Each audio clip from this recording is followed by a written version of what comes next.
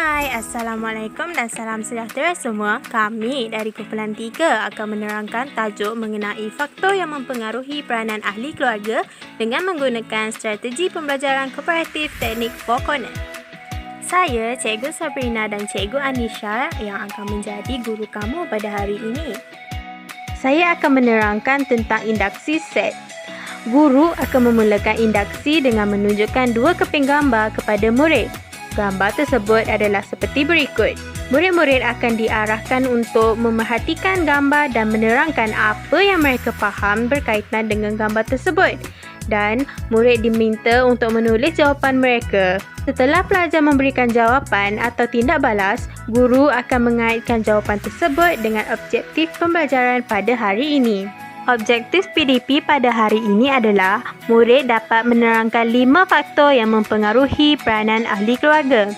Seterusnya, guru akan menerangkan 5 faktor yang mempengaruhi peranan ahli keluarga. Faktor yang pertama ialah kedudukan ahli keluarga.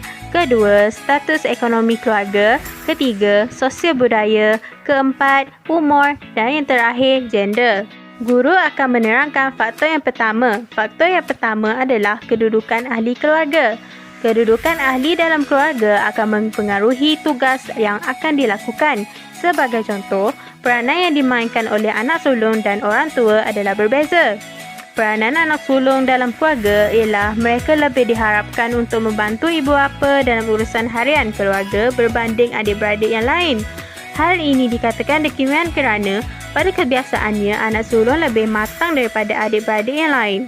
Manakala orang dewasa pula, peranan mereka ialah mereka sering dijadikan sebagai tempat rujukan untuk mendapatkan nasihat dan pendapat. Hal ini dikatakan demikian kerana orang dewasa mempunyai fikiran yang lebih matang sesuai dengan usianya. Faktor yang kedua adalah faktor gender, di mana pembahagian tugas berbeza mengikut kemahiran dan kemampuan individu antara lelaki dan perempuan. Yang pertama ialah lelaki, di mana pada kebiasaannya lelaki memainkan peranan yang memerlukan daya tenaga yang lebih dalam melaksanakan kerja rumah.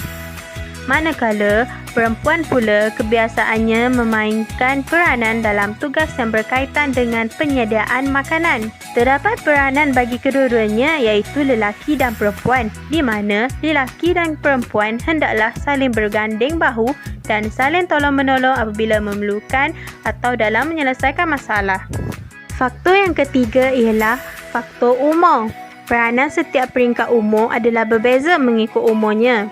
Peringkat umur yang pertama adalah peringkat bayi dan kanak-kanak, di mana mereka memerlukan asuhan DNA, bimbingan dari ibu bapa dan adik-beradik yang lain serta memerlukan kasih sayang yang mencukupi dari ibu dan bapa. Seterusnya adalah peringkat umur remaja. Remaja berperanan membantu pengurusan keluarga dan memenuhi permintaan ibu bapa dari segi tenaga dan masa. Selain itu, remaja hendaklah menghadiahkan kejayaan kepada ibu bapa mereka dan menjadi pendengar yang setia. Di samping itu, remaja juga hendaklah sentiasa meluangkan masa bersama keluarga agar hubungan antara ahli keluarga dapat dieratkan. Peringkat umur yang terakhir adalah peringkat umur dewasa, di mana ianya terdiri daripada ibu bapa. Antara peranan orang dewasa adalah mencari nafkah untuk menguruskan sumber keluarga dan memupuk kebahagiaan dalam rumah tangga. Faktor yang keempat adalah sosio budaya. Sosio budaya adalah berkaitan dengan agama dan budaya sebuah kaum.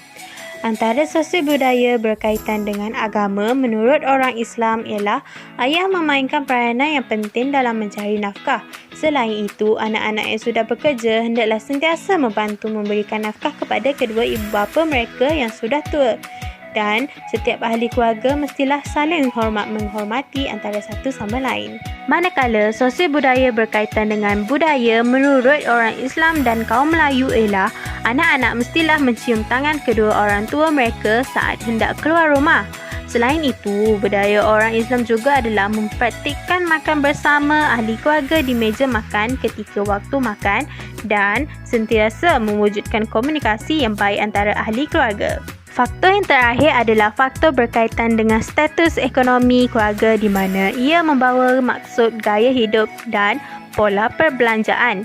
terbahagi kepada dua jenis iaitu sumber pendapatan terhad dan sumber pendapatan tinggi. Sumber pendapatan terhad ialah ahli keluarga bertanggungjawab untuk mengawal perbelanjaan dan berusaha untuk menambah pendapatan. Dan sumber pendapatan tinggi pula ialah keluarga berpeluang untuk mendapat lebih banyak sumber untuk memenuhi keperluan dan kehendak ahli keluarga mereka. Seterusnya, guru akan mengarahkan murid untuk melakukan satu aktiviti iaitu aktiviti Four Corner. Aktiviti ini dilakukan bagi mengukuhkan lagi kefahaman para pelajar mengenai topik yang dibincangkan. Jom kita lihat satu video bagi menjelaskan proses pelaksanaan aktiviti Four Corner ini. Tajuk pembelajaran hari ini akan diterangkan lebih lanjut melalui strategi pembelajaran Four Corner.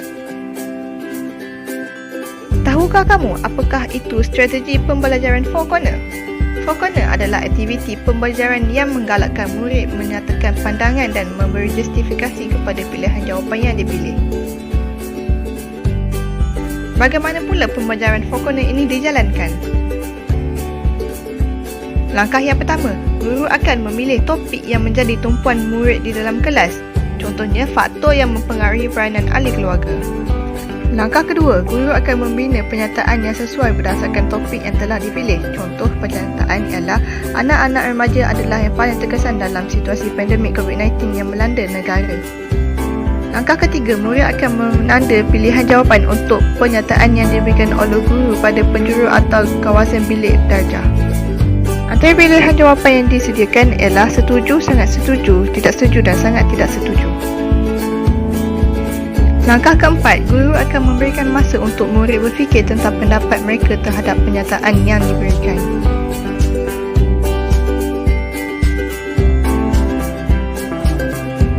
Kemudian, setiap murid bebas untuk memilih jawapan mereka dan bergerak ke penjuru yang dipilih. Murid perlu saling berbincang dan menyatakan justifikasi kenapa beliau memilih jawapan tersebut.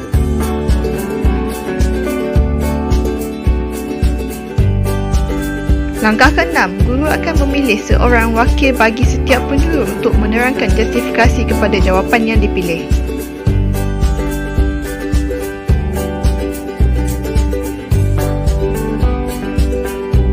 Seterusnya, guru akan memberikan pernyataan yang kedua kepada murid. Contoh pernyataan kedua ialah tugas mencari nafkah dan menjana pendapatan keluarga adalah tugas yang perlu digalas oleh bapa sahaja. Kemudian, langkah yang sama diulang iaitu murid memilih jawapan, berbincang tentang semua pemilihan jawapan tersebut dan menerangkan apabila ditanya.